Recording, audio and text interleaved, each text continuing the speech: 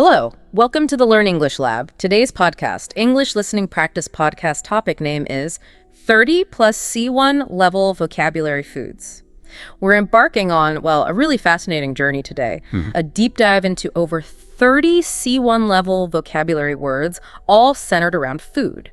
Think of it as your shortcut to being truly well-informed, not just about what to eat, but how to talk about it with, incredible nuance and sophistication. That's right.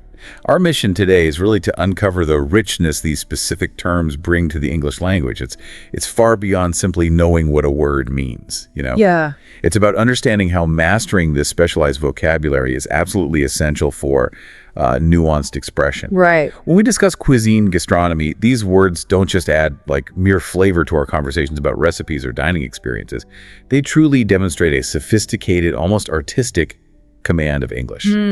Artistic, I like that. Yeah, allowing you to articulate ideas with remarkable clarity and, elegance. So what's on the menu for this linguistic and culinary adventure? Good question. We'll explore a really diverse array of words. We're spanning everything from, everyday vegetables and aromatic herbs to exotic fruits, comforting dishes, even essential condiments.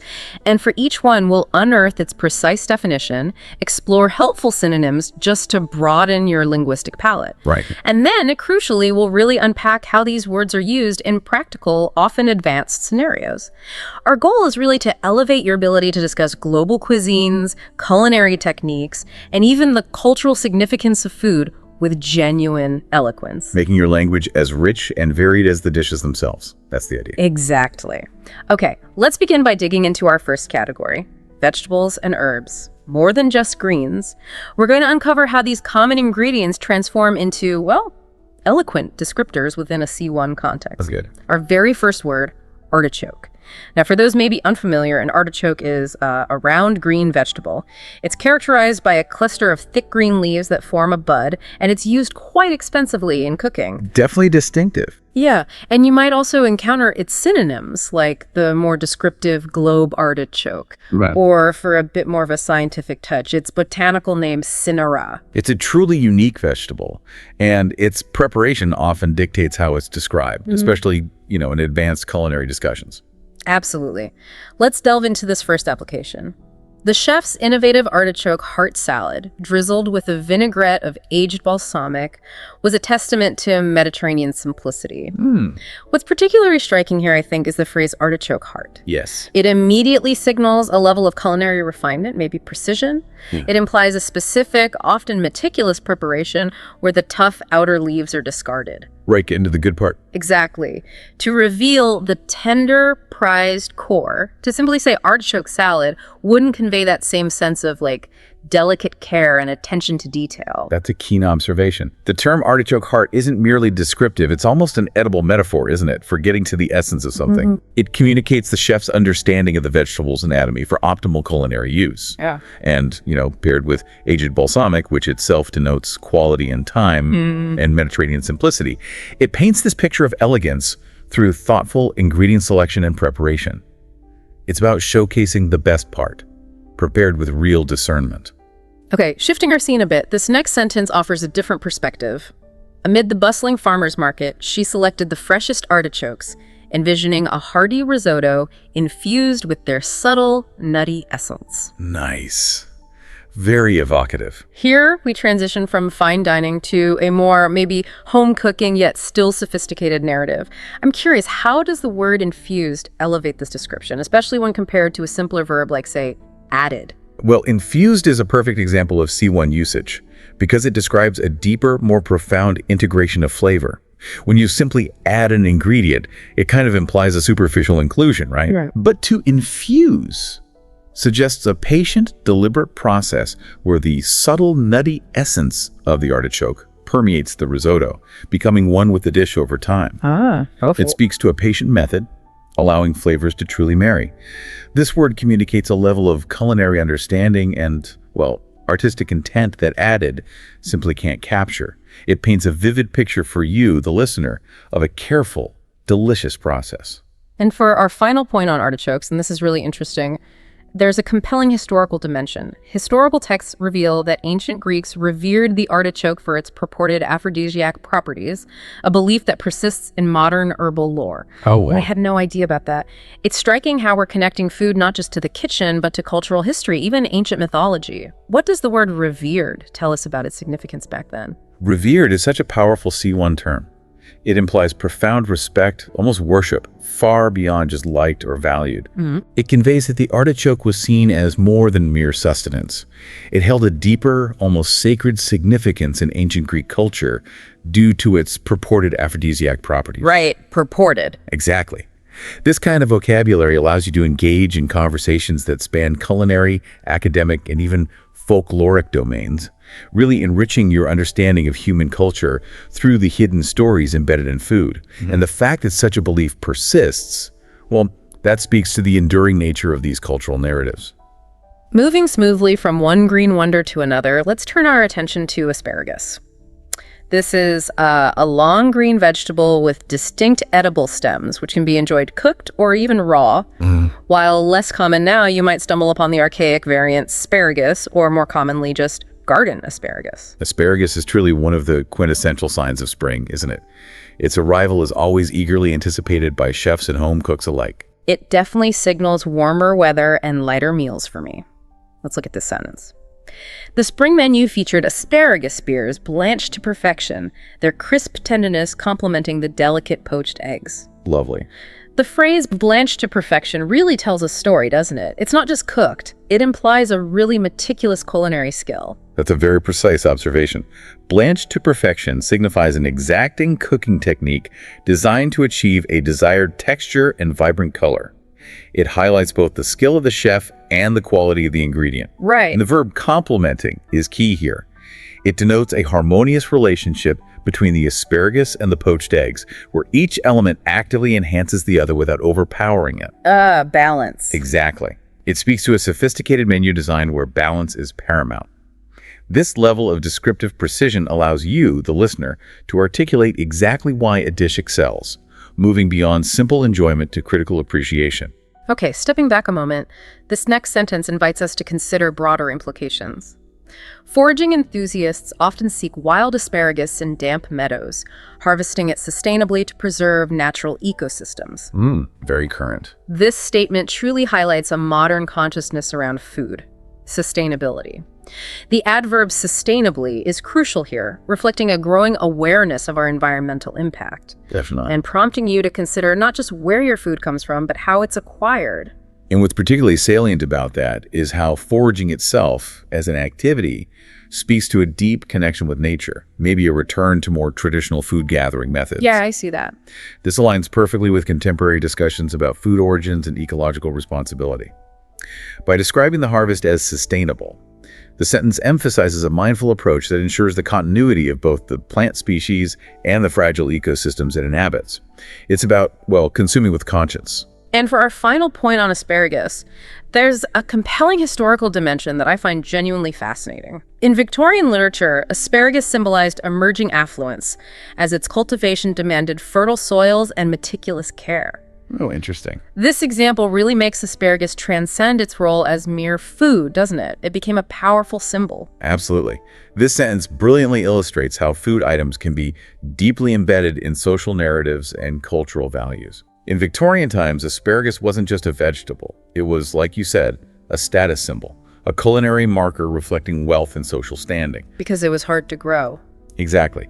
The meticulous care and specific fertile soils required for its cultivation directly translated to its perceived value and exclusivity.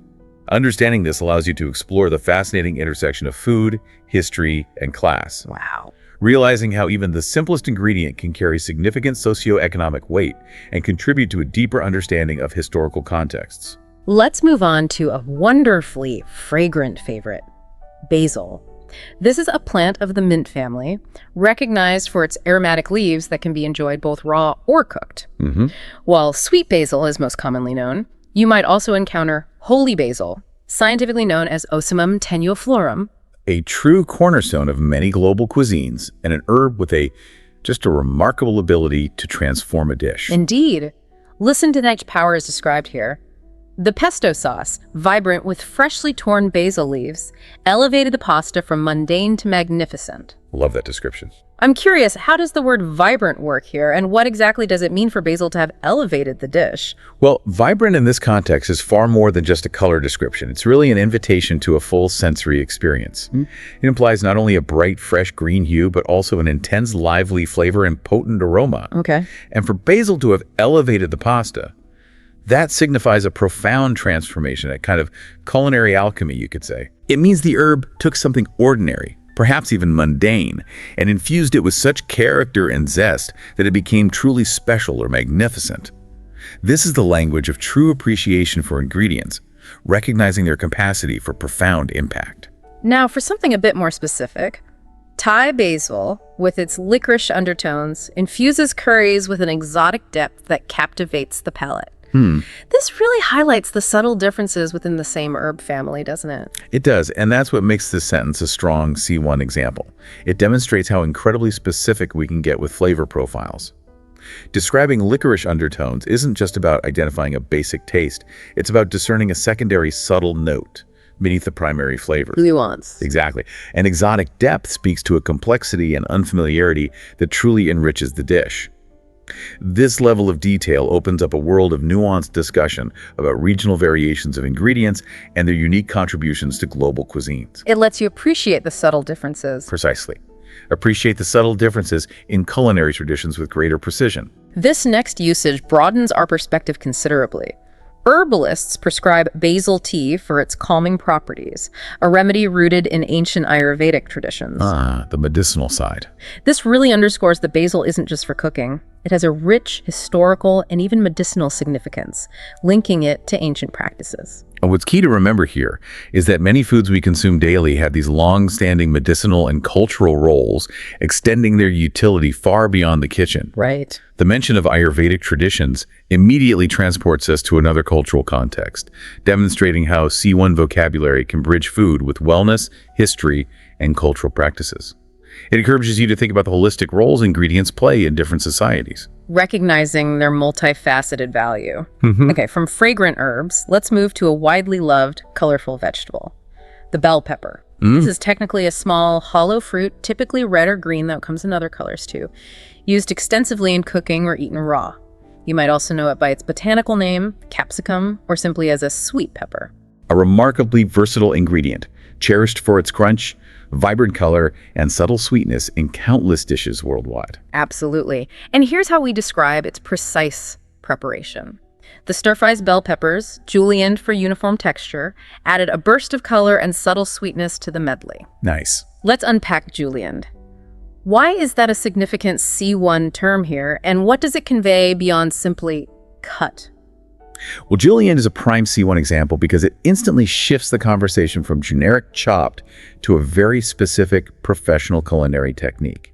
It's not just about knowing a fancy word. Right. It's about understanding the precision and intentionality behind that cut those thin matchstick-like strips, which ensures uniform texture. This is crucial for even cooking and consistent mouthfeel.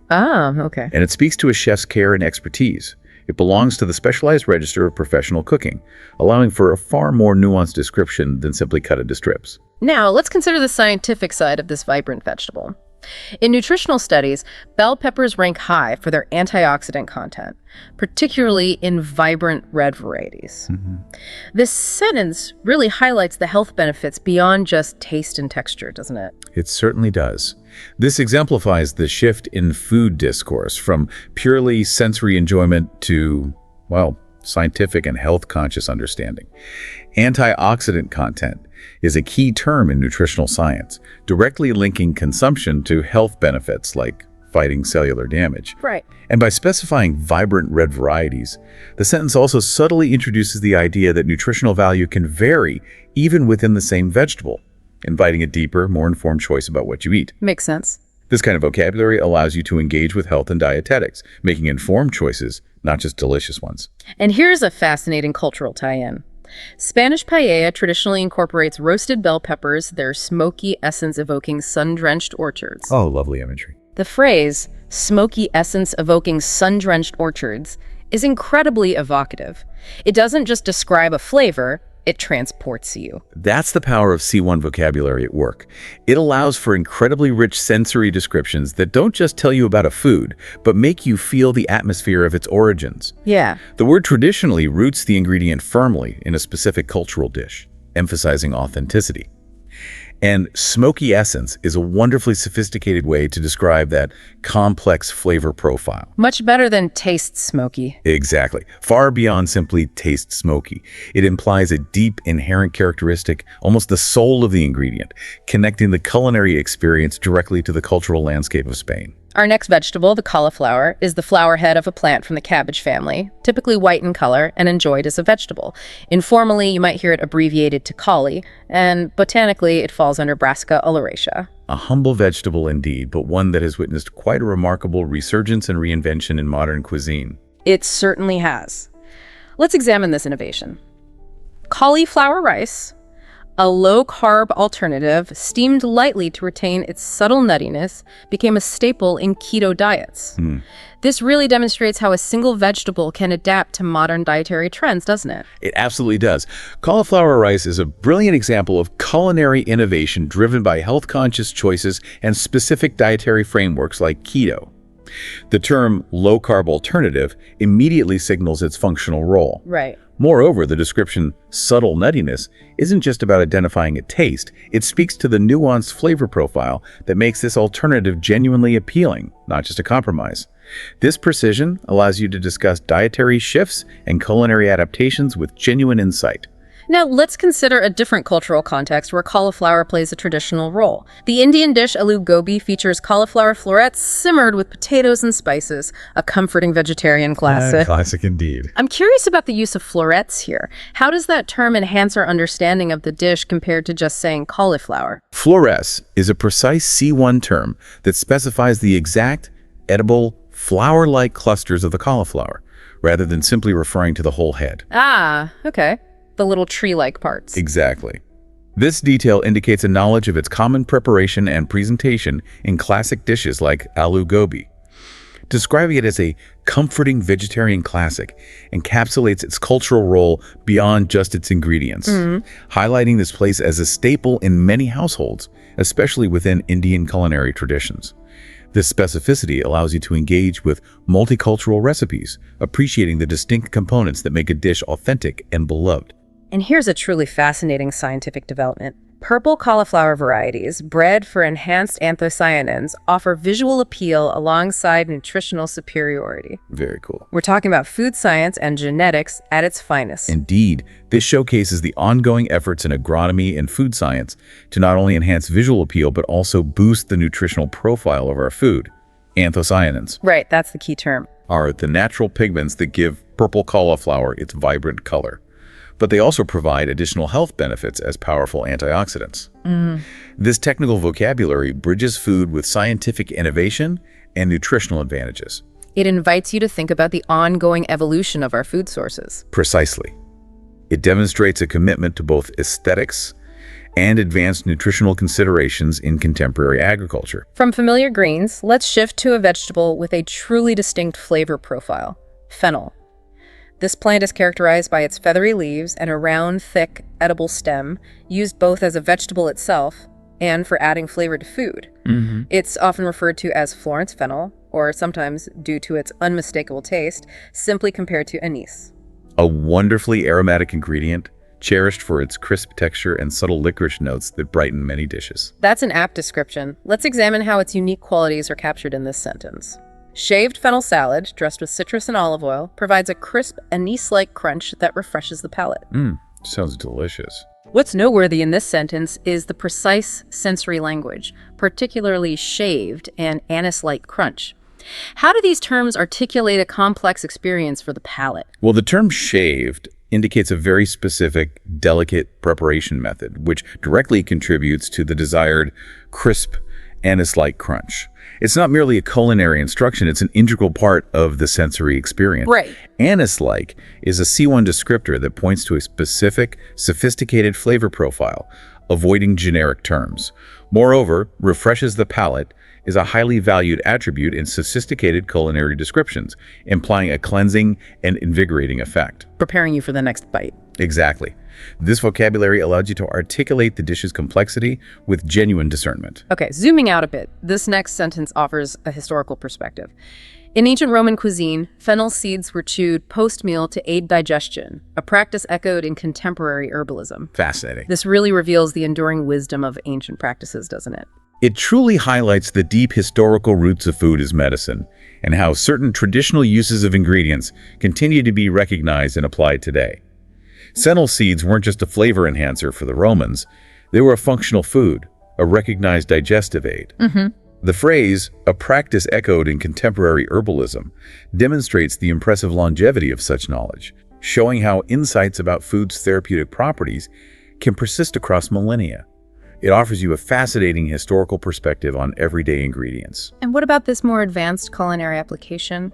Fennel bulb, braised slowly, releases its sweet licorice notes, harmonizing beautifully with roasted pork. Oh, that sounds like a perfect pairing. The term braised slowly hints at a very particular cooking method. Indeed, braised slowly is a C1 culinary term describing a patient, low-heat, moist cooking method that profoundly transforms the fennel.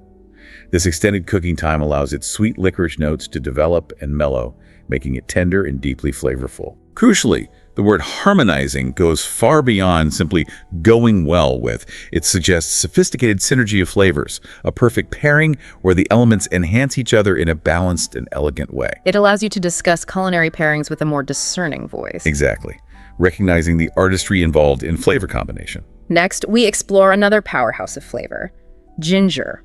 This is a thick and spicy root, typically pale brown in color, used extensively as a seasoning in cooking, particularly in its powder form.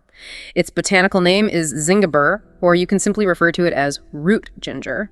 Ginger, host, is a truly indispensable ingredient across countless global cuisines, renowned for its distinctive, pungent, and warming qualities. It absolutely is, and this sentence captures its sensory profile perfectly.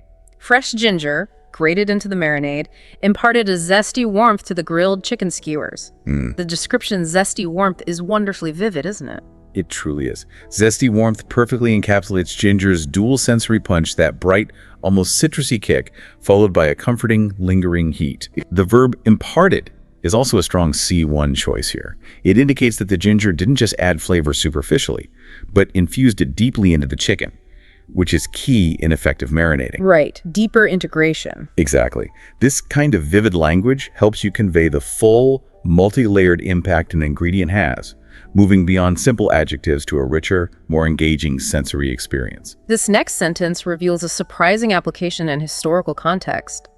Ginger ale, a carbonated beverage rooted in colonial remedies, soothes upset stomachs with its effervescent spice. Ah, ginger ale. It's fascinating how a food ingredient can transform into a popular remedy and drink, isn't it? It absolutely highlights the fascinating evolution of culinary ingredients into therapeutic applications and popular consumables.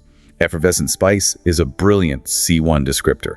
It perfectly captures the unique, bubbly, and warming sensation of ginger ale. Yeah, it really does. Far more descriptively than just bubbly and spicy.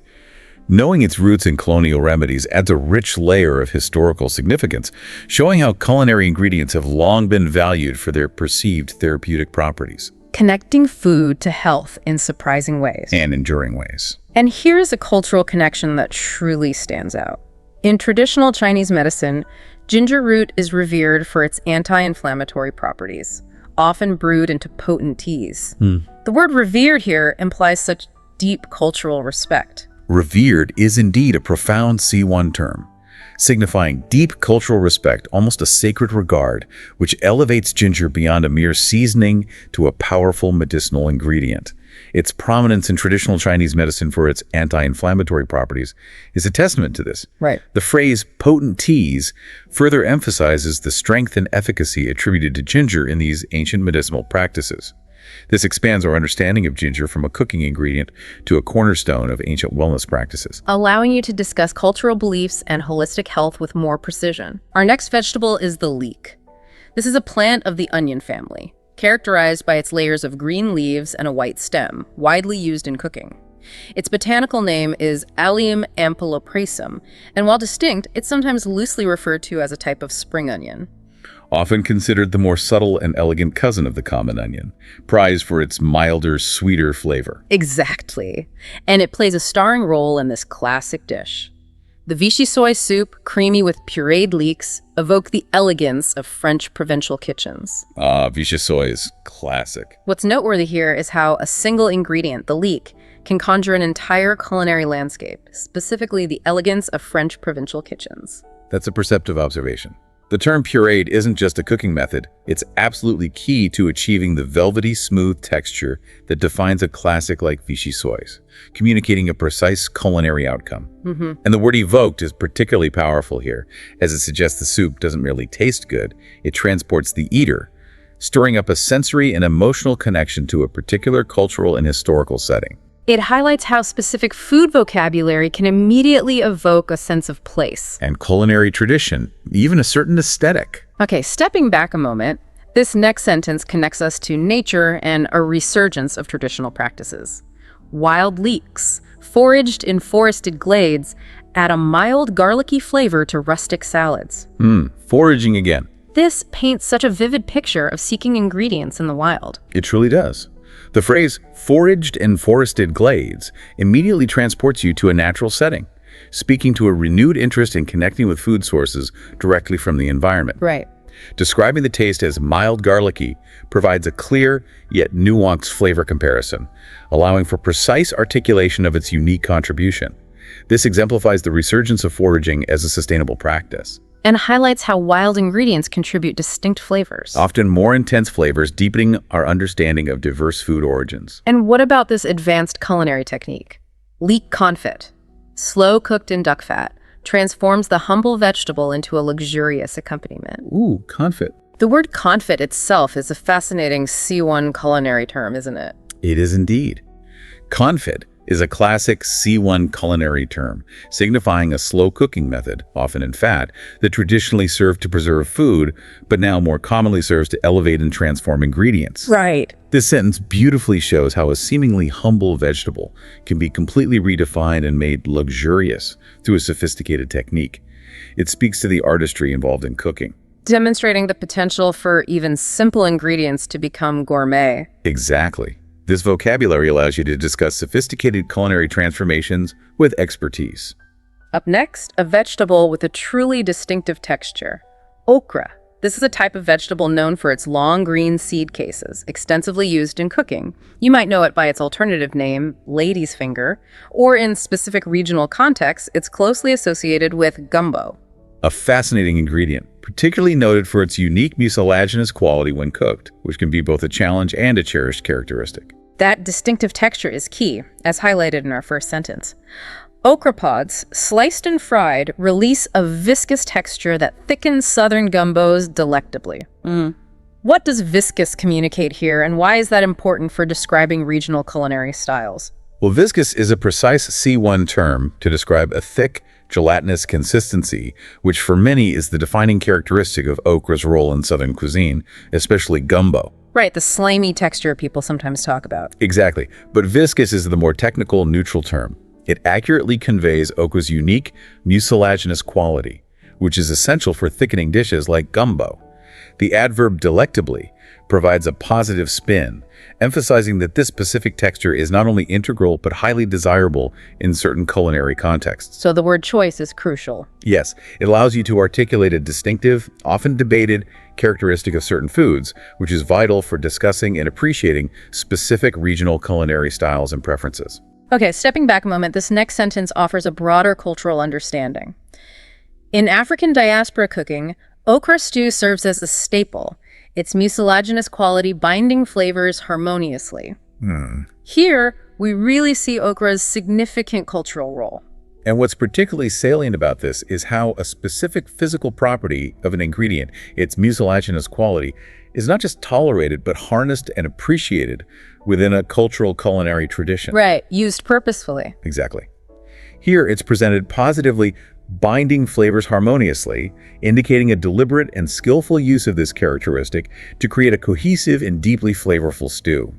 This emphasizes how specific food characteristics can be central to an entire culinary tradition. Linking ingredients directly to cultural identity. and the wisdom of ancestral cooking methods. And what about this modern culinary adaptation? Roasted okra, seasoned with paprika, offers a crispy alternative to traditional frying methods. Ah, different approach. This suggests an innovative approach, doesn't it?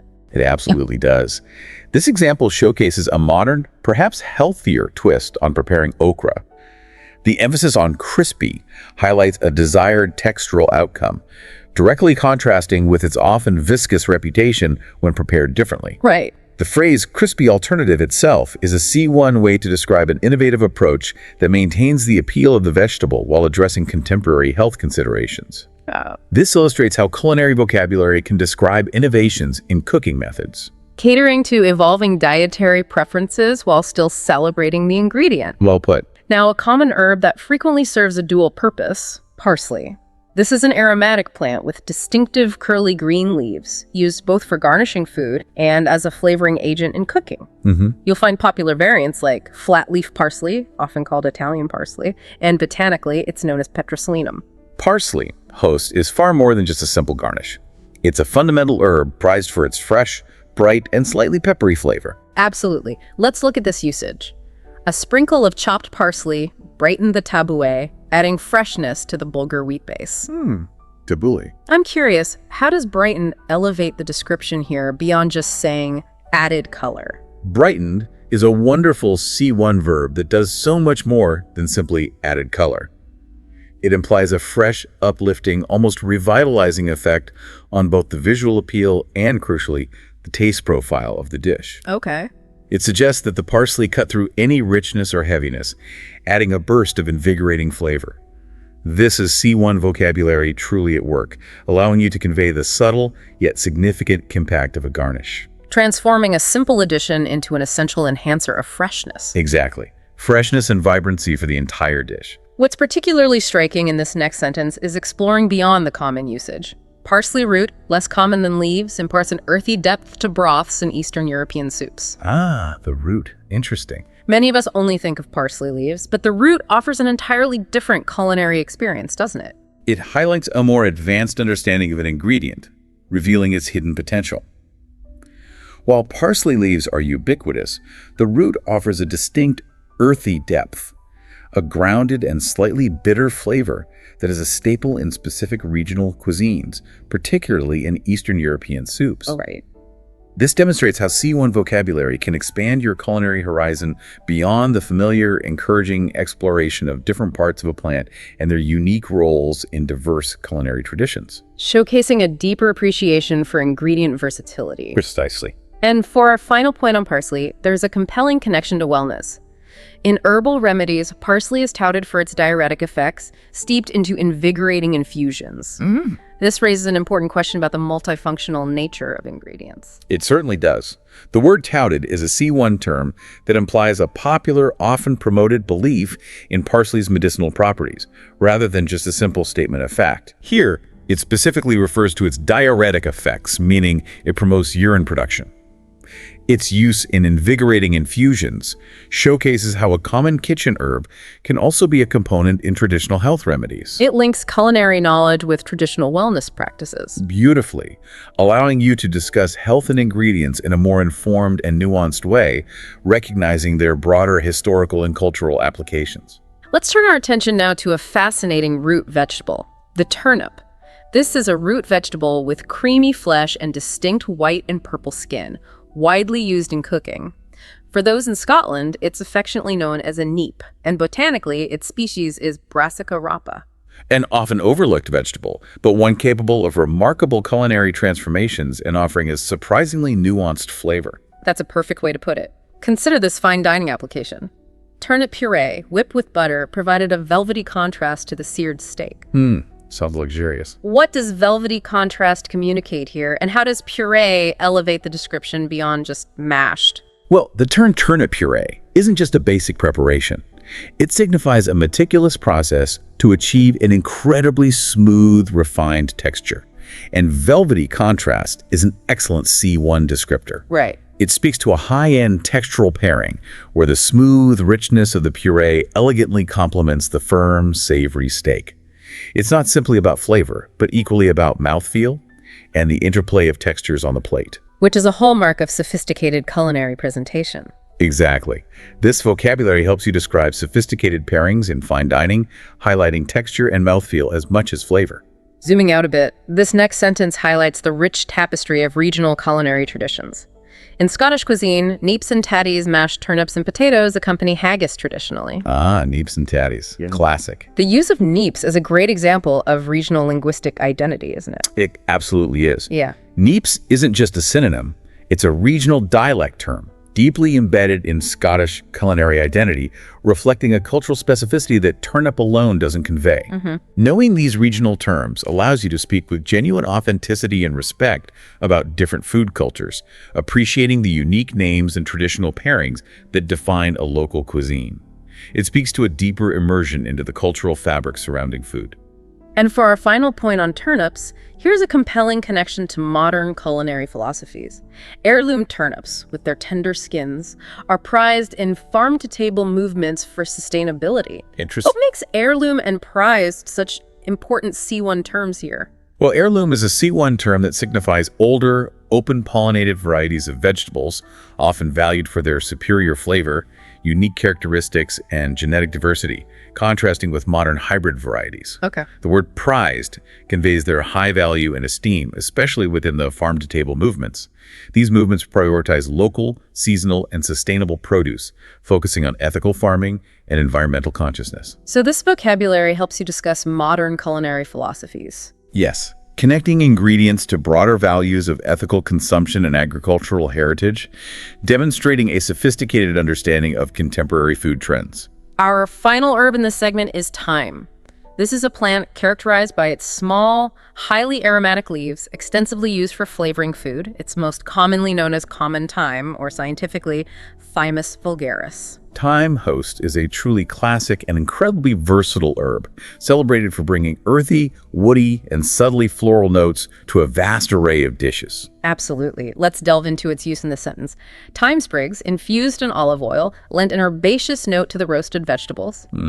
What's noteworthy about infused and lent an herbaceous note in this context? Well, the term infused is a precise C1 verb that implies a slow, gentle process where the flavor and aroma of the thyme sprigs permeate the olive oil, creating a deeper, more complex flavor than simply adding the herb directly. Right, that gradual transfer of essence. Exactly. And lent an herbaceous note is a sophisticated way to describe the flavor contribution. Herbaceous denotes a fresh, green, plant-like aroma and taste, enriching the overall complexity of the roasted vegetables without dominating. It allows you to articulate the subtle ways ingredients contribute to the overall aromatic profile of a dish. What's particularly striking in this next sentence is the power of a word to evoke an entire landscape. In Provençal herbes de Provence, thyme dominates, evoking sun-baked lavender fields. Oh, that's beautiful. When thyme dominates in such a blend, it truly transports you, doesn't it? It absolutely does. This sentence beautifully illustrates the strong sensory and emotional associations food vocabulary can create. When thyme dominates in a specific blend like herbe de Provence, it doesn't merely provide flavor, it becomes the central aromatic characteristic that defines the blend. And by extension, the regional cuisine. Precisely. The phrase evoking sun-baked lavender fields is incredibly poetic, showcasing how C1 vocabulary can create rich sensory and atmospheric descriptions, connecting food directly to geographical and cultural imagery. It's about capturing the essence of a place through its flavors. And for our final point on thyme, there's a compelling connection to specialized artisanal products. Thyme honey, gathered from wild blooms, offers a floral intensity in desserts. Ah, thyme honey. This highlights the versatility of ingredients and their derived products, doesn't it? It certainly does. Thyme honey isn't just sweet. The descriptor floral intensity is a C1 term that indicates a rich, deep, and complex flavor profile derived specifically from the nectar of wild thyme blooms. It suggests a sophistication beyond simple sweetness, highlighting the nuanced flavor attributes and the artisanal aspects of food production. This demonstrates how a specific herb can profoundly influence the character of other food products, allowing you to discuss nuanced flavor profiles and unique qualities. Exactly. Qualities that come from specialized sourcing and processing. Okay, now we transition from individual vegetables and herbs to a category that includes legumes and baked goods, focusing on staples and comfort foods. Let's begin with the humble lentil. Lentils are indeed small, round, and often dried seeds that are remarkably high in protein and are widely cultivated and used for cooking across the globe. They are a fantastic, versatile source of nutrition. Let's examine this sentence.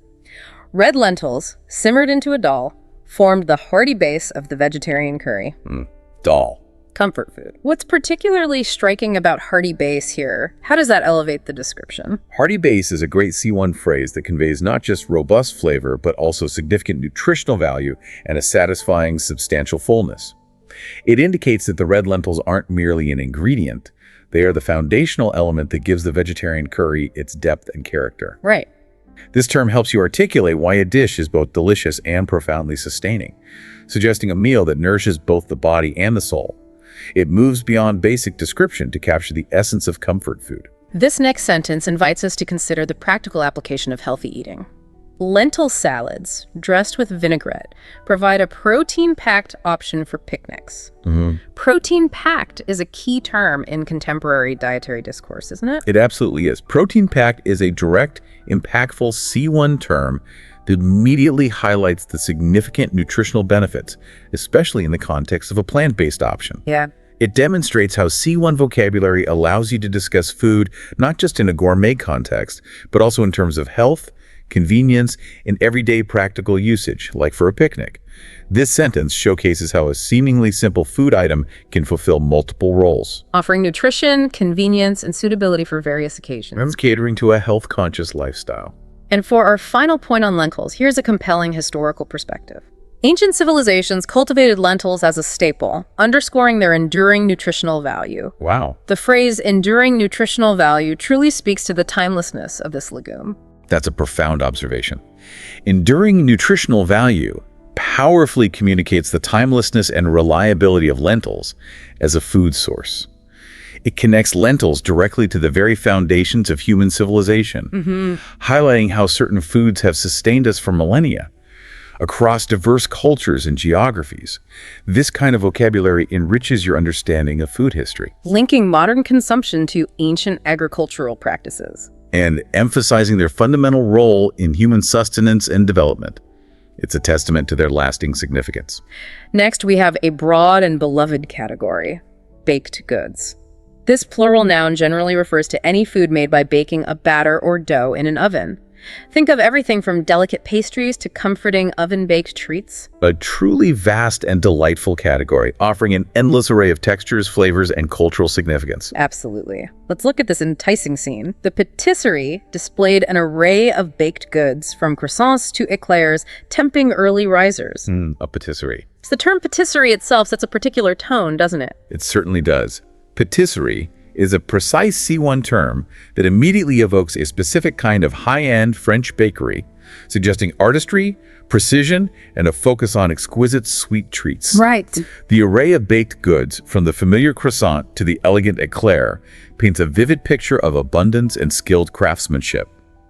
The phrase, tempting early risers, adds a touch of human element, describing the irresistible allure these beautifully crafted items hold. This vocabulary helps you describe commercial food settings with sophistication. Highlighting both variety and appeal. What's particularly striking in this next sentence is how food science and dietary needs drive innovation. Gluten-free baked goods have revolutionized baking for those with dietary restrictions. A huge shift. Revolutionized baking is a strong claim. Revolutionized baking is indeed a strong claim, and in this context, well, it's not an exaggeration. It points to a significant paradigm shift in the baking industry, creating genuinely inclusive options for those with dietary restrictions like celiac disease or gluten sensitivity. This demonstrates how C1 vocabulary can be used to discuss significant trends and advancements in the food industry, highlighting how scientific understanding and changing consumer needs drive innovation, focusing on inclusivity and health. It's about making culinary pleasure accessible to everyone. Precise. And for our final point on baked goods, there's a compelling connection to emotion and storytelling.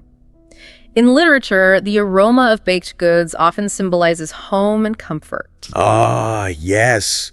That feeling. This really highlights the emotional and symbolic power of food beyond its taste. This is a beautiful insight. Beyond their physical qualities, the aroma of baked goods has become a powerful literary motif, representing deep feelings of home and comfort across cultures. It triggers strong memories and sensations of warmth and security. This connection demonstrates how C1 vocabulary can bridge culinary descriptions with literary analysis, allowing you to appreciate the profound cultural and emotional weight that certain foods carry in storytelling and human experience. It's food as a universal language of solace. Moving on to something commonly used for texture and structure: breadcrumbs. These are very small pieces of bread, typically used in cooking, especially for coating items of food before frying. You might also hear the term breadcrumbs, or, for a specific Japanese variant, panko. A simple ingredient, but one with an incredibly powerful impact on texture, providing crucial crispness and structure to countless dishes. Without a doubt, let's examine this classic preparation. The schnitzel, coated in golden breadcrumbs, crackled invitingly under the knife. Oh, that sound. What's noteworthy about crackled invitingly here, it adds such a sensory dimension beyond just describing the appearance. Crackled invitingly is a brilliant C1 sensory descriptor that goes beyond mere visual appeal. Golden breadcrumbs. It introduces an auditory and anticipatory element, signaling the perfect crispness and tenderness that breadcrumbs bring to a dish. Right. This phrase doesn't just inform you, it creates an immersive experience, allowing you to almost hear and feel the texture before even taking a bite. This kind of vocabulary allows you to convey the full, multi-sensory experience of food. Truly elevating the description. Yes. Okay, stepping back a moment, this next sentence offers a practical high-level cooking tip. Homemade breadcrumbs, pulsed from stale bread, adds superior crunch to casseroles. Good tip. The use of superior here really elevates homemade versions, doesn't it? It absolutely does.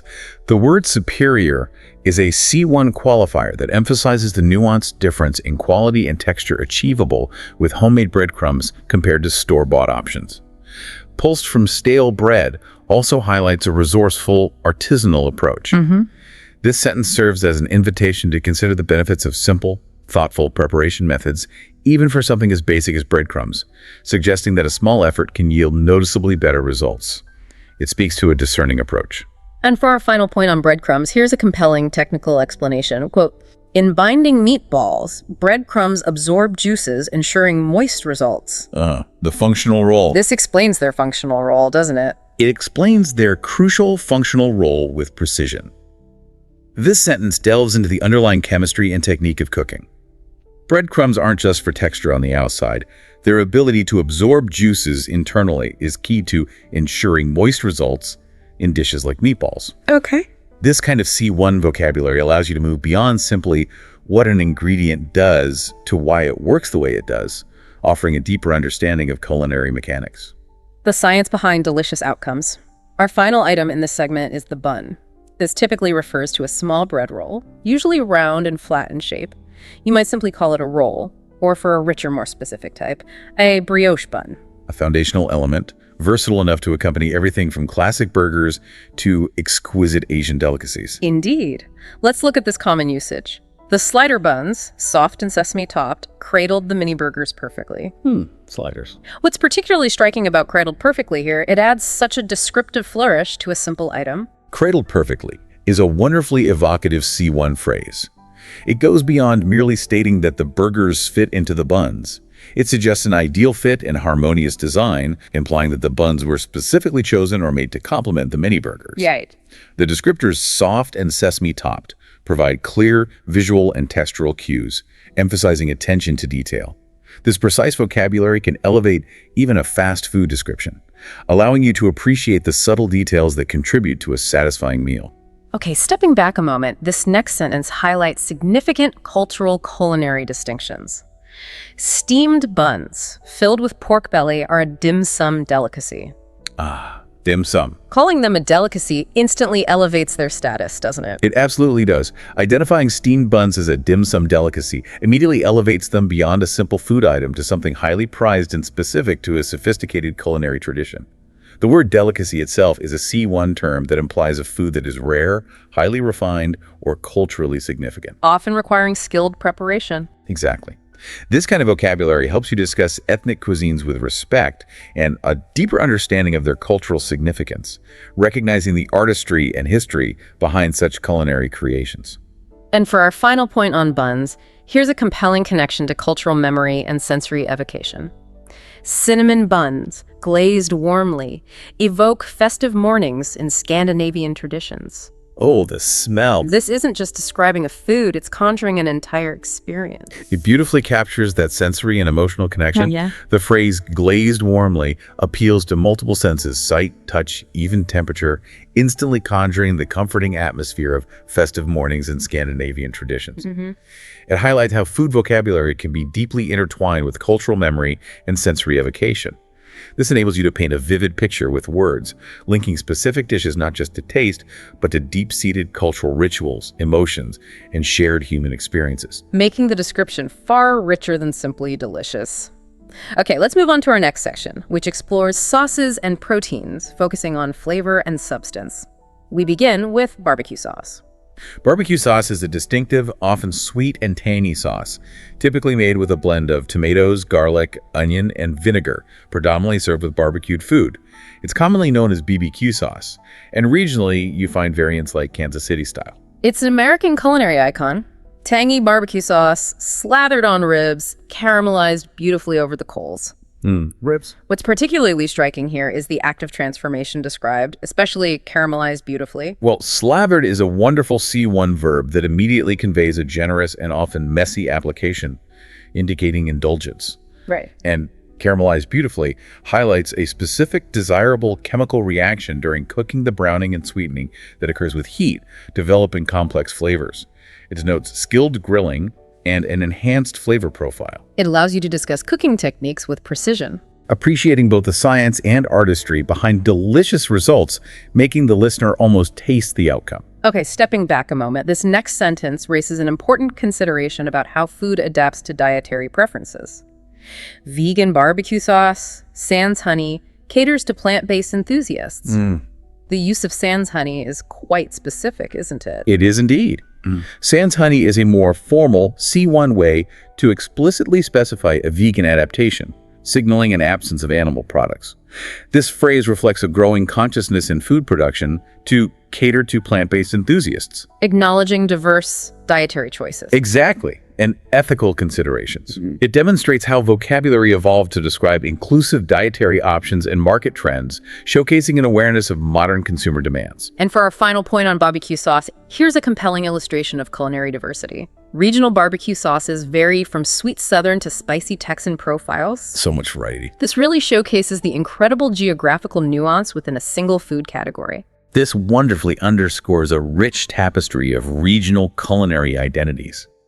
It highlights how even a single food category, like barbecue sauce, can have a multitude of distinct expressions based on local preferences, history, ingredients. Understanding these regional distinctions, from sweet Southern to spicy Texan profiles, allows you to engage in much richer conversations about culinary diversity and tradition. Appreciating the subtle variations that make each region's cuisine unique. And deeply embedded in its local culture. Next, a nostalgic favorite for many around the world. The fish stick. This is typically a piece of fish fillet coated with breadcrumbs and then fried. In Britain, they're commonly called fish fingers, or more generically, a breaded fish fillet. A simple, comforting, and often widely accessible food, particularly popular with children, yet it carries surprising depth in its cultural role. Absolutely. Let's delve into its emotional connection. Crispy fish sticks, paired with tartar sauce, were a nostalgic childhood favorite. Ah, the memories. What does nostalgic childhood favorite communicate here about our relationship with food? Nostalgic childhood favorite is a powerful C1 phrase because it directly links this simple food to personal memories and the profound comfort they provide. It speaks to the emotional role comfort food plays in our lives, tapping into shared cultural experiences. And universal feelings of warmth and security. Exactly. The word crispy also adds an important sensory detail, making the memory even more vivid. This type of vocabulary helps you discuss not just what you eat, but the deeper feelings and memories associated with it. Okay, stepping back a moment, this next sentence highlights a crucial modern concern. Sustainable fish sticks, sourced from certified fisheries, appeal to eco-conscious families. Very relevant today. This really gets at the importance of ethical sourcing, doesn't it? It certainly does. This sentence reflects a crucial modern consumer awareness and demand for ethically sourced food. The term certified fisheries implies a commitment to responsible, environmentally sound practices. By stating they appeal to eco-conscious families, It highlights a growing consumer value for sustainability. This demonstrates how C1 vocabulary can be used to discuss environmental stewardship and consumer values. Enabling you to make more informed choices about your food's origins. I am impact. And for our final point on fish sticks, here's a compelling example of adapting classic dishes for health reasons. Baked fish sticks offer a healthier twist on the fried classic. The baked version. The phrase healthier twist is quite concise. Healthier twist is a concise and effective C1 phrase that signals a conscious modification designed to offer dietary benefits, typically by reducing fat content.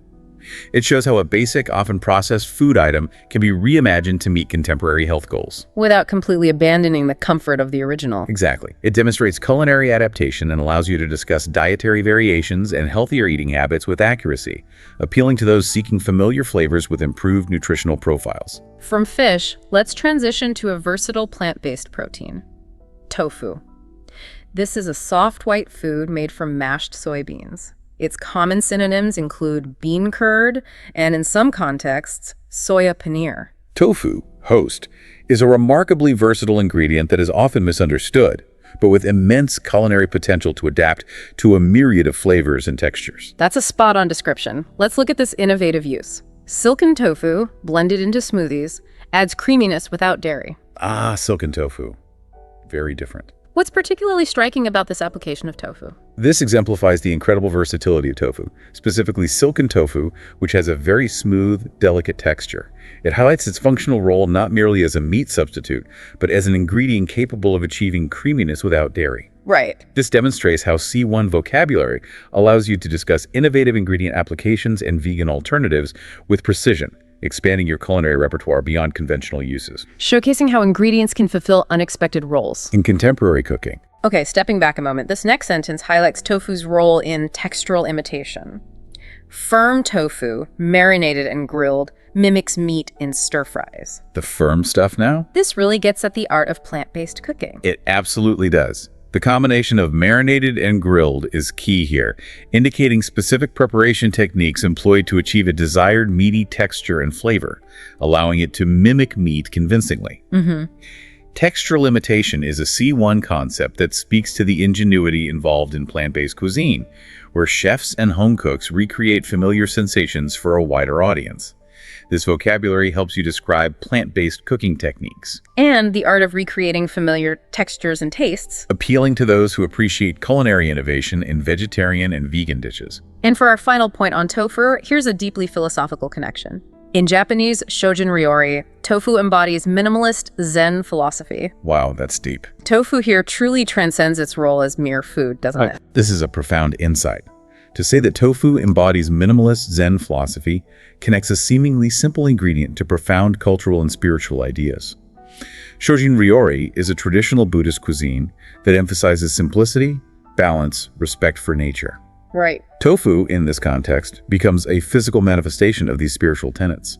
This demonstrates how C1 vocabulary can unlock deeper philosophical and cultural meanings in food. Inviting you to explore the rich stories and belief systems woven into culinary traditions. Recognizing food as a medium for cultural expression. Our final protein in this segment is poultry. This term refers specifically to the meat of domesticated birds, such as chickens, turkeys, and ducks.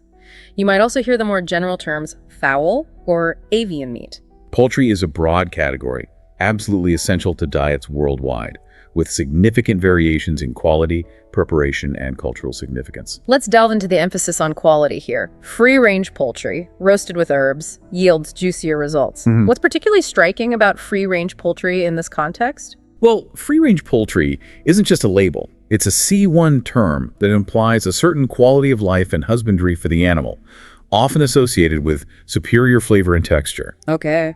This directly links ethical and sustainable farming practices to the superior culinary outcome, suggesting that mindful sourcing contributes to a better product. When combined with thoughtful preparation, roasted with herbs, it yields juicier results. Exactly, meaning it produces a more succulent and flavorful dish. This vocabulary allows you to discuss the nuances of food quality and how it affects the cooking outcome, emphasizing discerning choices. Okay, stepping back a moment, this next sentence delves into the complexities of the modern food industry. Poultry farming innovations reduce antibiotic use, promoting healthier options. Important topic. This highlights significant industry trends, doesn't it? It certainly does. Poultry farming innovations highlight ongoing efforts within the industry to improve animal welfare and, critically, public health, particularly by reducing antibiotic use. This is a significant trend addressing concerns about antibiotic resistance. And overall food safety. Precisely. This demonstrates how C1 vocabulary can be used to discuss important industry developments, focusing on sustainability, ethical practices, and the pursuit of healthier options in our food supply. Engaging with the broader implications of food production. Yes. And for our final point on poultry, here's a compelling illustration of its festive and ritualistic role. In Thanksgiving feasts, turkey poultry takes center stage traditionally. The Thanksgiving turkey. Takes center stage traditionally really captures its cultural importance. That phrase is incredibly powerful. Takes center stage traditionally captures the ritualistic and ceremonial importance of turkey in Thanksgiving feasts. It transcends being just a meal. It's a cultural cornerstone. A symbol. A symbol of tradition, abundance, and celebration for many families. This demonstrates how food vocabulary can describe the profound cultural and festive significance of certain dishes, linking them to shared human experiences and deeply ingrained annual rituals. It's about a food item becoming an emblem of an entire holiday. Okay, let's move on to our next delectable category. Fruits. Exotic flavors and hidden histories. We'll begin with the small but mighty currant. Currants are small, dark, dried grapes that are naturally seedless, predominantly used in baking, particularly in cakes. Specifically, you might encounter them as Zante currants or Corinth grapes. A tiny fruit with big flavor and rich history. Currants, plumped in rum, studded the fruitcake with bursts of sweetness. Rum-soaked currants. What's noteworthy about plumped in rum here, it suggests a specific transformative preparation. Plumped in rum is an excellent C1 level phrase. It indicates a precise preparation method where the currants are rehydrated and infused with the spirit, making them juicier and imbuing them with complex flavor. It's far more descriptive than just added. Right. And studded is a visually evocative verb, creating an image of the currants distributed throughout the fruitcake, providing both textural interest and concentrated bursts of sweetness. This highlights how thoughtful ingredient preparation can truly elevate a classic dessert. Showcasing care and culinary sophistication. Exactly. Okay, stepping back a moment. This next sentence highlights the combined nutritional and cultural value of ingredients. Black currants, rich in vitamin C, flavor cordials in British traditions. Cordials. This really gets at their dual role. It beautifully links the nutritional properties of a fruit to its specific cultural uses. Being rich in vitamin C highlights a clear health benefit, while their use in cordials in British traditions connects them directly to specific regional beverages and historical culinary practices. This demonstrates how C1 vocabulary can discuss both the healthful properties and the distinct cultural applications of a fruit, showcasing its versatility and integral role in different societies. And their dietary customs. And for our final point on currants, here's a compelling historical perspective. Dried currants trace origins to ancient Greek trade routes. Fascinating history. This sentence takes us on a fascinating historical journey, doesn't it? It truly does. This highlights the deep historical interconnectedness of food, global trade, and cultural exchange. Tracing the origins of currants back to ancient Greek trade routes reveals how a seemingly simple ingredient has traveled vast distances and shaped cultures over millennia. Right. This kind of vocabulary enriches your understanding of food's broader historical context, inviting you to think about how global commerce has long influenced what we eat and how cuisines have evolved. Next up, we have the gooseberry. This is a small fruit, typically yellowish green or red, characterized by a sharp flavor, and it grows on thorny bushes. You might hear it described as gooseberry bush fruit, or botanically Ribes uva crispa. A tart, vibrant fruit, particularly popular in British cuisine for its bracing acidity and delightful flavor profile. That's a great description. Let's delve into this classic dessert. Gooseberry fool, a creamy dessert, balances tartness with whipped cream. Gooseberry fool. What's noteworthy about the concept of balances tartness here in a C1 context? The term balances tartness is an excellent C1 descriptor because it precisely conveys a skillful and deliberate culinary technique, the harmonious combination of contrasting flavors to achieve a pleasing result. Right. Gooseberries are known for their sharp tartness, and a gooseberry fool expertly counters that intense acidity with the richness and sweetness of whipped cream. This kind of vocabulary helps you articulate the intricate interplay of flavors in a dish. Which is a crucial aspect of sophisticated culinary critique. And appreciation. Okay, stepping back a moment. This next sentence raises an important question about the seasonality of food and its connection to local traditions. In English gardens, gooseberries ripen for pies in summer. Summer pies. This evokes a very specific time and place. It absolutely does. The phrase ripen for pies in summer evokes a specific time of year and a particular geographical context, directly linking the fruit to horticultural cycles and classic traditional preparations within English culinary culture. This encourages you to think about how local produce and its seasonality profoundly shape traditional recipes, local celebrations, and the rhythms of cooking. It emphasizes the beauty of eating in tune with nature's bounty. And for our final point on gooseberries, here's a compelling example of beverage derivation. Gooseberry wine, fermented slowly, offers a unique astringency. Gooseberry wine. Unique astringency is quite a specific sensory term. Unique astringency is a precise C1 sensory term for a particular mouthfeel, that drying, puckering sensation often caused by tannins, distinguishing it from mere bitterness or sourness. Right. It goes beyond simple taste to describe a complex characteristic of the wine, indicating a deep appreciation for the nuances of fermented products.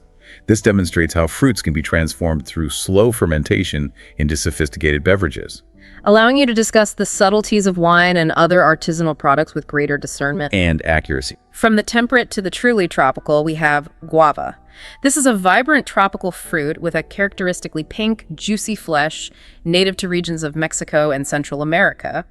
Its botanical name is Psidium guajava, though it's often simply referred to as tropical guava. A wonderfully aromatic and intensely flavorful food, instantly evoking the lushness and vibrancy of its tropical origin. Absolutely. Let's look at this specific cultural pairing.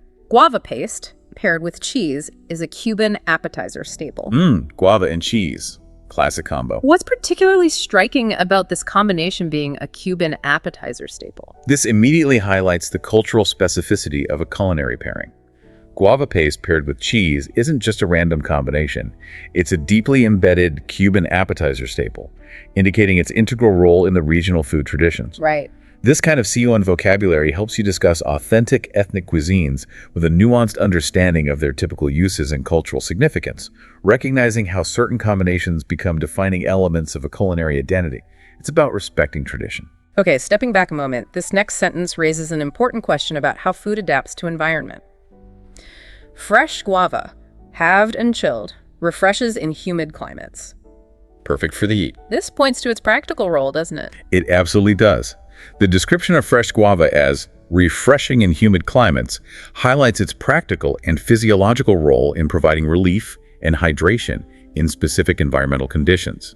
It connects food choices directly to climate and daily life, Illustrating how indigenous ingredients are often perfectly suited to their native environments. offering not just sustenance but comfort and bodily regulation. This demonstrates a thoughtful connection between food, environment, and human well-being. And for our final point on guava, here's a compelling botanical insight. Guava cultivars vary from white flesh to vibrant pink. Cultivars is a very specific C1 term here. Cultivars is indeed a precise C1 botanical term, short for cultivated varieties, which immediately highlights the agricultural diversity within a single fruit species. Knowing that guavas can range from white flesh to vibrant pink demonstrates a deeper appreciation for agricultural science and the subtle differences that impact flavor, texture, and appearance. This allows you to discuss the scientific aspects of food with greater precision, Recognizing the intentional breeding and selection that go into developing the fruits we enjoy. and how that impacts their culinary use. Our next fruit is the persimmon. This is a tomato-like fruit with distinctive orange skin known for its bittersweet taste. In Japan, it's widely known as kaki, and it's sometimes referred to as a date plum. A unique and delicate fruit, often requiring careful handling and precise ripeness to truly enjoy its full, complex flavor profile. Indeed. Let's delve into its seasonal appeal. Ripe persimmons, soft and honeyed, adorn autumn salads. Perfect for autumn. What's particularly striking about soft and honeyed here, it's more than just a basic description of taste. Soft and honeyed is a beautiful C1 sensory descriptor that conveys an ideal state of ripeness and sweetness, which is crucial for appreciating persimmons, as unripe ones can be very astringent. Right, gotta wait for them to ripen. Exactly. The verb adorn suggests an aesthetic contribution to autumn salads, highlighting its visual appeal as well as its flavor. This precise language helps you articulate the delicate balance of flavor and texture that makes seasonal fruits so appealing. Showcasing a discerning palate. And an understanding of optimal consumption. Okay, stepping back a moment, this next sentence offers a glimpse into culinary creativity.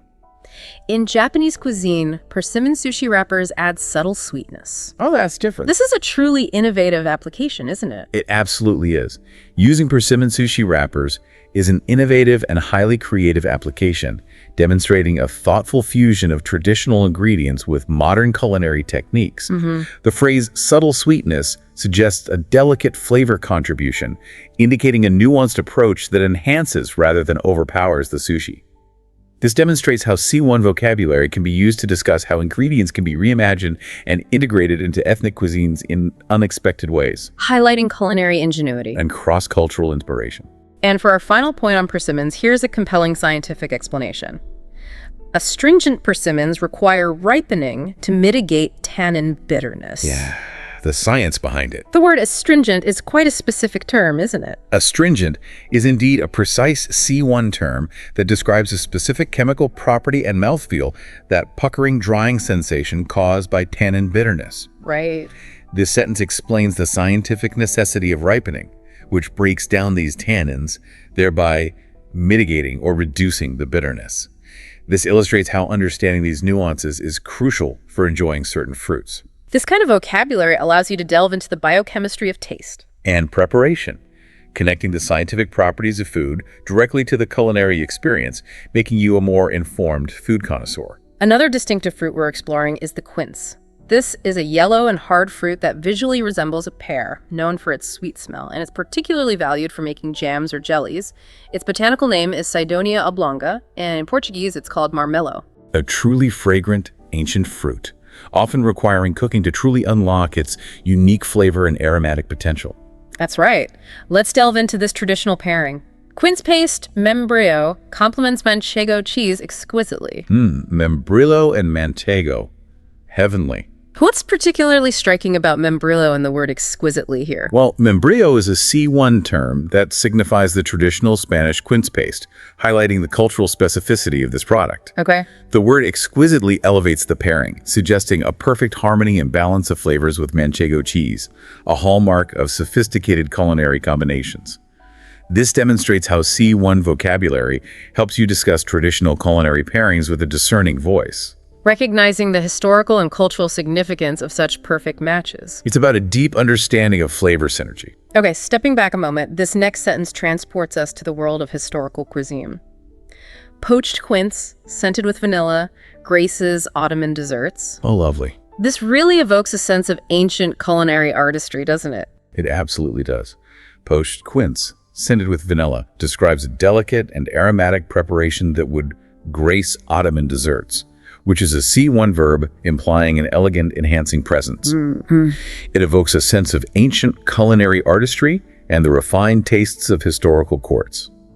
This demonstrates how C1 vocabulary can paint vivid pictures of past culinary traditions, allowing you to appreciate the aromatic details that defined historical dishes. And connecting ingredients to a rich cultural heritage. And for our final point on quince, here's a compelling technical explanation.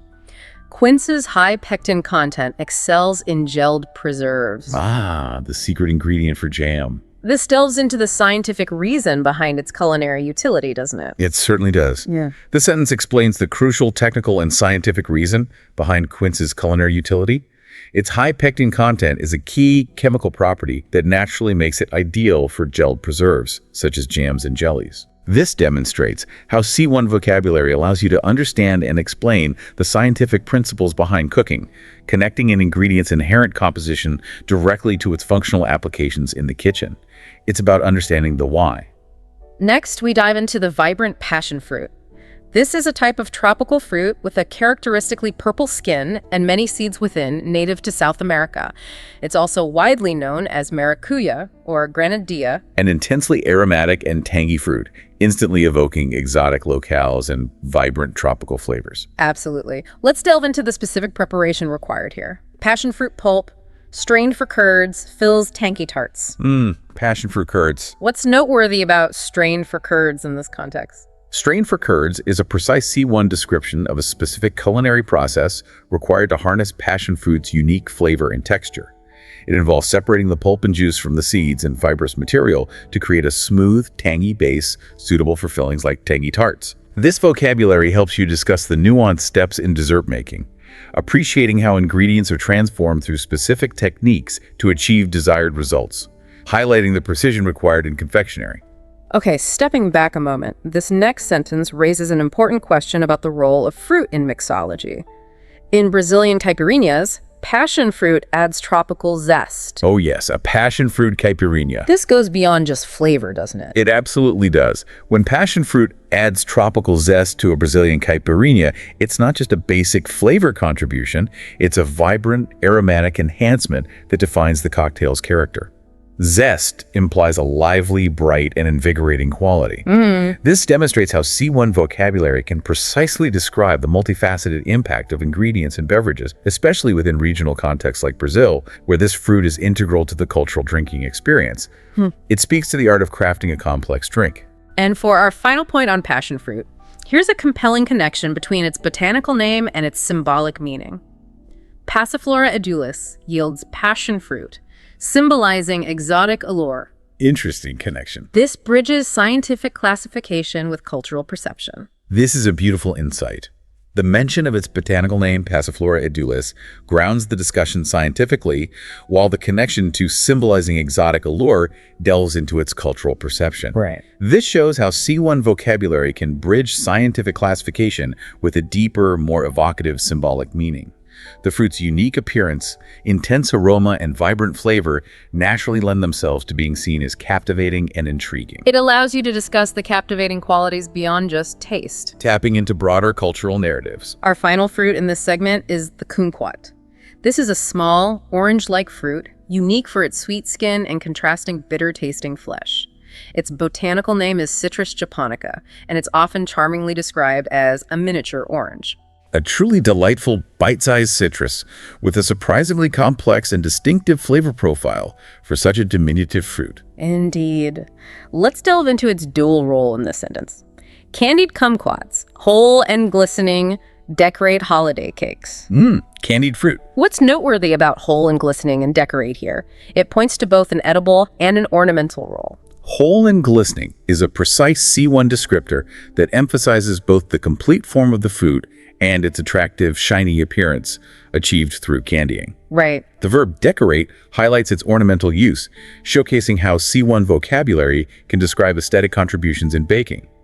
Kumquats, in this application, transform food into art, serving both as a flavorful component and a visually stunning embellishment.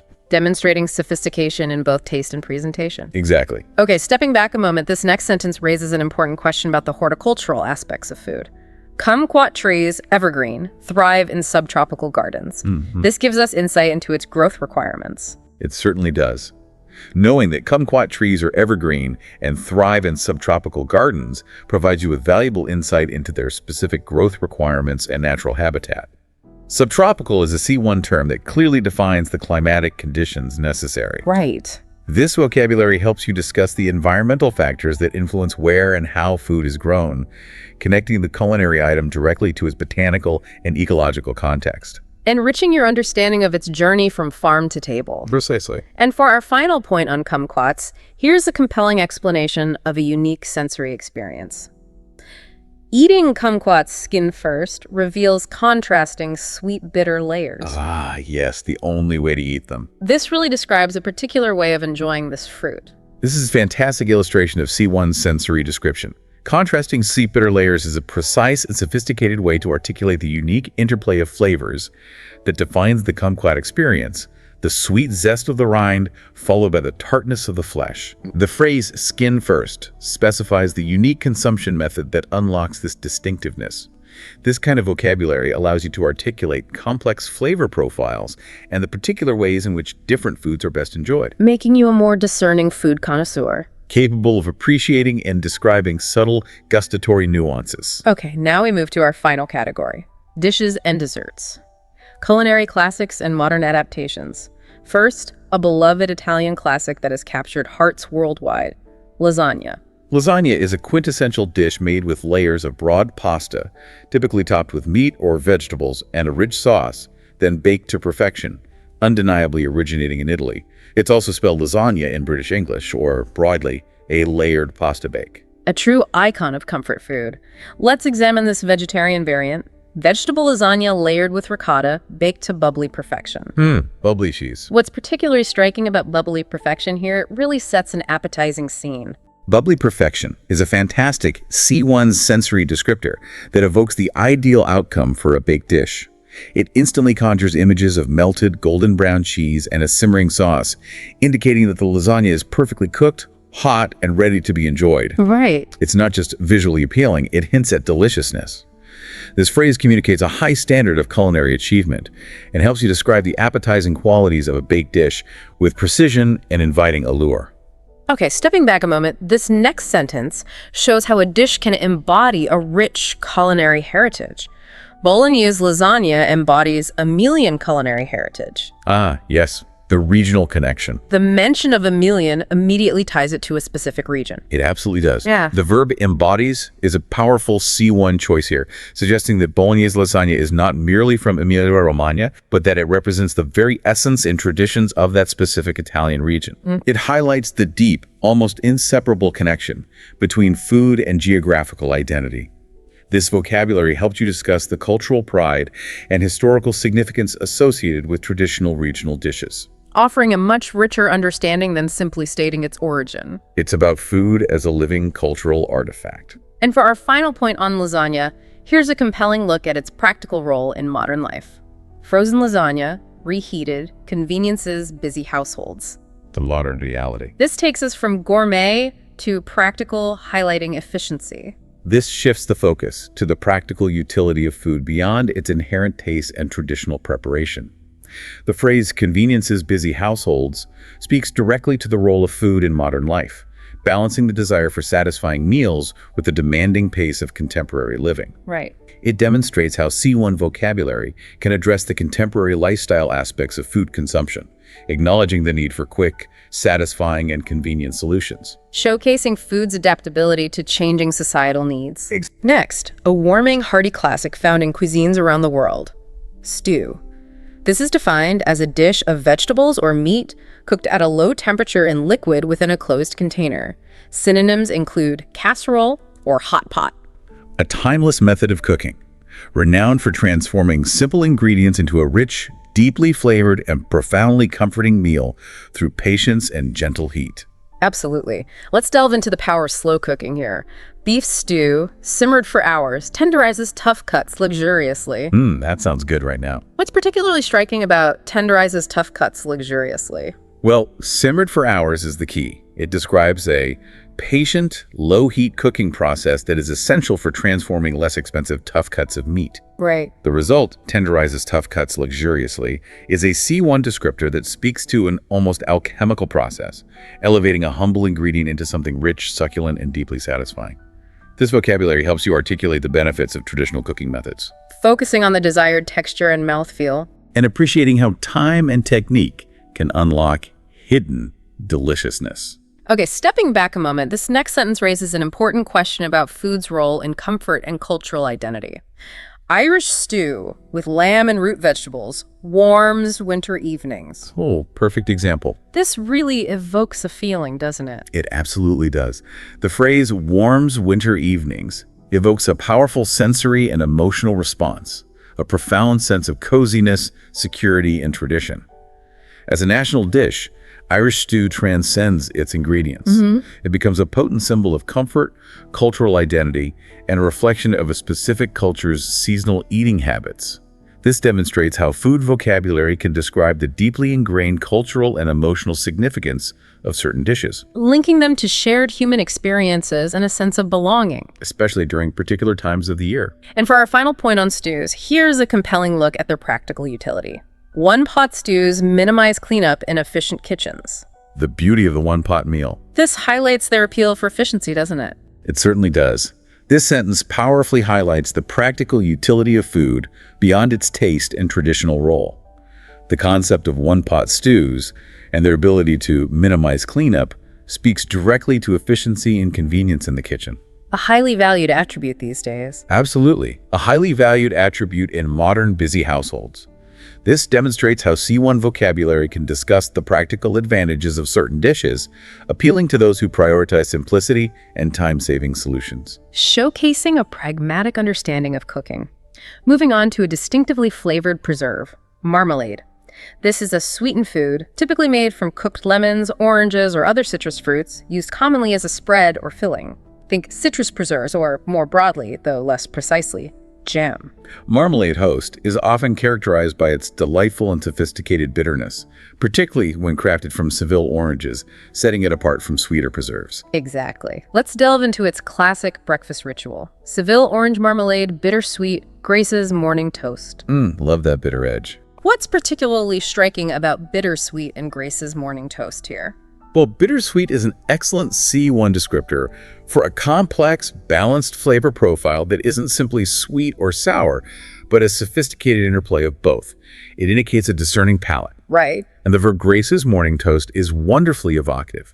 It personifies the marmalade, suggesting it elevates the everyday act of eating breakfast into something more refined, a cherished ritual rather than just a meal. This vocabulary helps you describe sophisticated flavor nuances. And the profound role of food in daily traditions, lending a touch of elegance to the mundane. Okay, stepping back a moment, this next sentence showcases the surprising versatility of marmalade beyond breakfast. Duck à l'orange features marmalade glaze for caramelization. The savory side. This highlights its role in savory dishes. It absolutely does.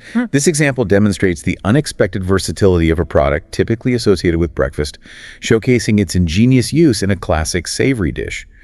Its application as a glaze for caramelization in a French classic like duck à l'orange highlights how sweet elements can be expertly incorporated, creating complex flavor layers and visual appeal. Exactly. This expands our understanding of ingredients and how they can be skillfully repurposed to achieve sophisticated culinary outcomes, challenging conventional usage. And for our final point on marmalade, here's a compelling look at the artisanal aspect of food. Homemade marmalade with whole peel preserves seasonal bounty. That texture from the peel. This really touches on tradition and resourcefulness. This beautifully emphasizes the artisanal quality and the practice of seasonal preservation.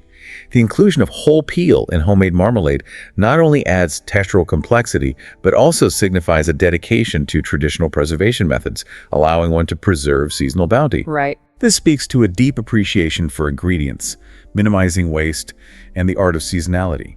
This vocabulary helps you discuss the inherent value of homemade foods and the conscious effort involved. Transforming raw ingredients into cherished, long-lasting provisions. Next, we have a light and airy dessert that epitomizes elegance. Mousse. This is a cold dessert known for its smooth, fluffy texture, often featuring chocolate, fruit, or other flavorings. Synonyms include foam dessert or a whipped cream-based sweet. Mousse host is truly the epitome of elegant lightness in dessert form, a delicate balance of airiness and intense flavor that captivates the palate. Indeed. Let's delve into this indulgent description. Chocolate mousse, aerated to lightness, melts ethereally on the tongue. Oh, that sounds divine. What's particularly striking about aerated to lightness and melts ethereally on the tongue? Well, aerated to lightness is a precise C1 technical phrase describing the specific technique used to incorporate air, which is crucial for achieving its characteristic fluffy texture. And melts ethereally on the tongue is an incredibly evocative, almost poetic sensory descriptor. It conveys an ephemeral, sublime, and utterly indulgent sensation, highlighting the luxurious mouthfeel and delicate disintegration of the mousse. This C1 vocabulary helps you articulate a truly luxurious experience. Moving beyond mere taste to a full sensory journey. Okay, stepping back a moment, this next sentence raises an important question about how dishes adapt to seasons. Lemon mousse, chilled in ramekins, refreshes summer palates. Perfect for a hot day.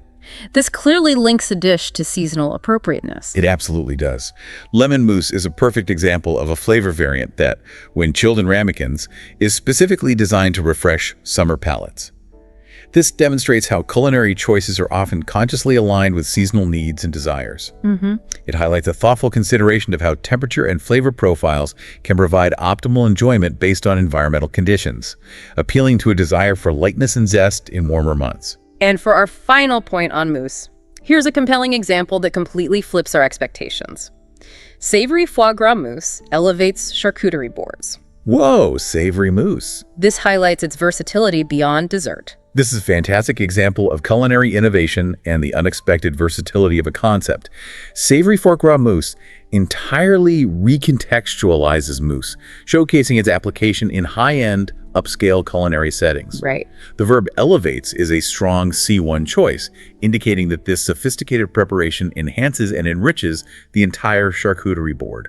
This demonstrates how C1 vocabulary can highlight unexpected uses of ingredients and sophisticated food pairings, Revealing the creative boundaries of culinary art. where form and technique are adapted to new flavors. Let's talk about the tart. This is fundamentally a pie with no pop, filled with something sweet or savory. Other related terms include open pie or, more broadly, flan. A delightful and often visually stunning pastry, offering an immense array of fillings and stylistic expressions. Absolutely. Let's delve into its stylistic simplicity. Apple tart, lattice-free, bakes to rustic simplicity. Simple but elegant. What's particularly striking about lattice-free and rustic simplicity here? Well, lattice-free is a specific C1 descriptor for an aesthetic choice in baking, immediately communicating a particular visual style that emphasizes the exposed fruit. Okay. This deliberate choice directly contributes to the overall impression of rustic simplicity, which suggests an unpretentious yet deeply satisfying quality. This vocabulary helps you describe visual elements and their impact on the overall presentation and feeling of a baked good. Highlighting the artistry in baking, where even the absence of a detail is a deliberate design choice. Exactly. Okay, stepping back a moment, this next sentence raises an important question about specific dish components. Quiche Lorraine, a savory tart, features bacon and custard. It's classic quiche. This offers a precise and comprehensive understanding of this classic dish. It certainly does. By clearly identifying quiche Lorraine as a savory tart, and precisely detailing its core, defining ingredients bacon and custard, the vocabulary provides a concise yet comprehensive understanding of this classic dish. This enables you to differentiate and discuss various culinary creations with accuracy and confidence, recognizing the essential elements that constitute a particular recipe. It's about knowing the precise anatomy of a dish. And for our final point on tarts, here's a compelling look at their social context. Mini tarts, fruit-filled, delight at tea parties. Oh, perfect for afternoon tea. This highlights their role in specific social occasions. This sentence beautifully highlights the social context and etiquette surrounding food. Mini tarts are not just smaller versions. Their diminutive scale makes them perfectly suited for social occasions like tea parties, where elegance, variety, and ease of consumption are key. Right. The word delight emphasizes the pleasure they bring in such a setting. This demonstrates how C1 vocabulary can connect food items to specific social settings and their associated traditions, Showcasing an understanding of culinary presentation as part of a larger social ritual. Finally, we turn to syrup. This is typically a thick, sweet liquid made with sugar, often used as a sauce or flavoring. Synonyms include sugar syrup or simple syrup. a fundamental element in countless culinary applications, from sweetening beverages to serving as a rich, flavorful topping for desserts. Indeed. Let's delve into this common indulgent use. Maple syrup, pure and amber, drenches pancakes lavishly. Pancakes. What's particularly striking about pure and amber and drenches pancakes lavishly here? Well, pure and amber provides both a quality assurance and a vivid visual cue, indicating a high-quality, rich, and naturally colored product. Okay. And drenches pancakes lavishly is an excellent C1 phrase that conveys a sense of generous indulgence and abundance. It's not just put on, it's applied in a way that suggests luxury and sensory pleasure. Making the everyday act of eating pancakes feel special. And decadent. This vocabulary helps you describe common food uses with rich detail, transforming the mundane into a memorable experience. Okay, stepping back a moment, this next sentence raises an important question about the aesthetic role of ingredients. Grenadine syrup, vibrant red, colors cocktails vividly. The color. This goes beyond just sweetness, doesn't it? It absolutely does. Grenadine isn't merely about sweetness. Its vibrant red hue plays a significant aesthetic role, used to color cocktails vividly. This highlights its contribution to the visual appeal and presentation of beverages. This demonstrates how C1 vocabulary can discuss the multisensory aspects of food and drink, recognizing that visual impact is as crucial as taste and aroma in creating a complete and appealing experience, particularly in mixology. And for our final point, here's a compelling extension of the word syrup beyond the culinary realm. Cough syrup, medicated with herbs, soothe throats medicinally. Right, completely different context. This completely shifts our understanding of the term. This is a truly fascinating example that expands the understanding of syrup far beyond its culinary role, highlighting its therapeutic extension. The mention of medicated with herbs and soothe throats medicinally clearly shows how a basic food form, a sweet, thick liquid, can serve a completely different health-related function. Wow. This allows you to explore the diverse applications of food-related terms in broader contexts, even beyond the kitchen, showcasing the versatility of language itself. Wow, what an incredible journey we've just taken. From the humble yet historically revered artichoke to the sophisticated nuances of savory foie gras mousse and even the medicinal applications of syrup, we've explored a truly diverse and, well, delectable lexicon. Indeed. We've seen how mastering these C1 level vocabulary words on food allows you to articulate the intricacies of cuisine with unparalleled precision, flair, and depth. Yeah. Whether you're critiquing a meal, sharing recipes, delving into culinary history, or simply appreciating the nuances of what you eat, this enriched lexicon truly serves as a flavorful foundation for deeper understanding. Right. It's about moving beyond simply eating to truly experiencing, describing, and understanding food with sophistication. Making your conversations as rich as the dishes themselves. That's the goal. Exactly. So what does this all mean for you, our fantastic listener? We genuinely encourage you to practice incorporating these words into your writing and speech. Start small, perhaps describe your next meal, maybe a new fruit you try, or even a cooking method you encounter using just a few of these terms. Give it a try. For your provocative thought today, consider this. How will understanding this enriched vocabulary allow you to notice or articulate a new detail about your next dining experience or culinary exploration? What fresh insight will you gain by simply having the right word at your fingertips to truly capture what you taste, see, and feel? Something to mull over. That brings us to the end of this deep dive. Thank you so much for joining us on this enlightening exploration of food vocabulary. Thank you. For more fascinating linguistic insights, and to continue your language learning journey, make sure to like, share, and subscribe to this YouTube channel. We can't wait to have you back for our next deep dive.